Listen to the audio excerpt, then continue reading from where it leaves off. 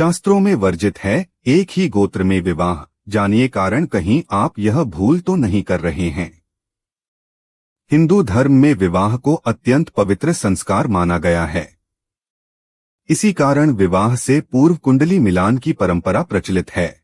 इस प्रक्रिया में वर-वधू के ग्रहों के साथ उनके गोत्र को भी विशेष महत्व दिया जाता है। विद्वानों के अनुसार ऐसा करने से अशुभ परिणाम हो सकते हैं। तो आइए जानते हैं किन कारणों से एक ही गोत्र में विवाह नहीं किया जाता है। हिंदू धर्म में गोत्र का अत्यधिक महत्व है। वेदों के अनुसार मानव जाति विश्वामित्र, जमदग्नि, भारद्वाज, गौतम, अत्रि, वशिष्ठ, कश्यप और अगस्त्य जैसे महान ऋषियों की संतति मानी जाती है। पौराणिक मान्यताओं के अनुसार प्रत्येक ऋषि की अपनी विशिष्ट प्रतिष्ठा और पहचान होती है। इसी कारण यदि कोई व्यक्ति एक ही गोत्र में विवाह करता है तो उन्हें एक ही परिवार का सदस्य माना जाता है। शास्त्रों के अनुसार एक ही वंश में जन्मे व्यक्तियों का विवाह हिंदू धर्म में पाप माना गया है। ऋषियों का मत है कि यह गोत्र परंपरा का उल्लंघन है। धार्मिक मान्यताओं के अनुसार एक ही गोत्र में विवाह करने से विवाह दोष उत्पन्न होता है, जिससे पति पत्नी के संबंधों में तनाव और दरार आने की संभावना रहती है। कई विद्वानों का मानना है कि एक ही गोत्र में विवाह करने से उत्पन्न होने वाली संतान को भी अनेक कष्टों का सामना करना पड़ सकता है। इससे संतान में विभिन्न दोष और रोग उत्पन्न होने की आशंका रहती है। गोत्र परंपरा का संबंध रक्त संबंधों से जुड़ा होता है। ऐसे में एक ही गोत्र में विवाह करने से न केवल संतान में शारीरिक दोष उत्पन्न हो सकते हैं, बल्कि चरित्र और मानसिक विकारों की संभावना भी बढ़ जाती है।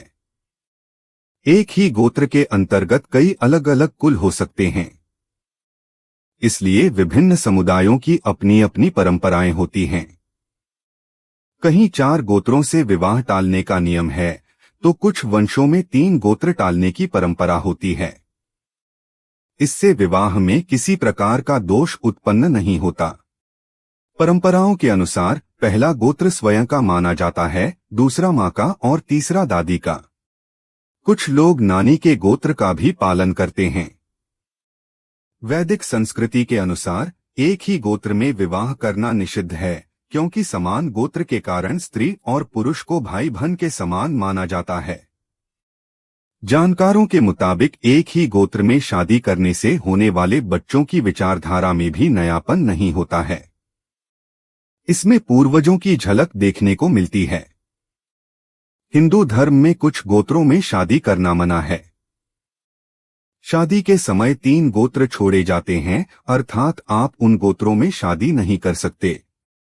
पहला है माता का गोत्र, दूसरा पिता के गोत्र, तीसरा दादी का गोत्र। बाकी किसी भी गोत्र में विवाह किया जा सकता है।